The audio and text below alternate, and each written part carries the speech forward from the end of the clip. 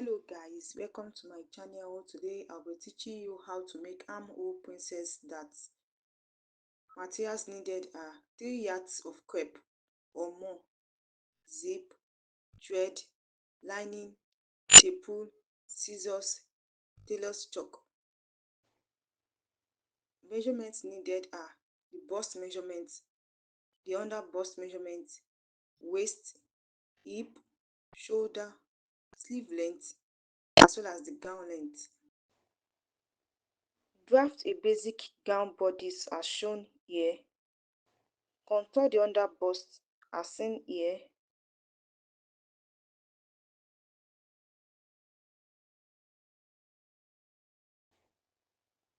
Bring down the dart leg to the waist as seen here.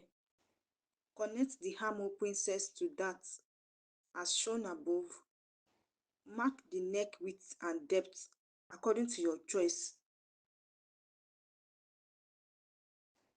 Mark where you want the gathers to start and cut out as shown.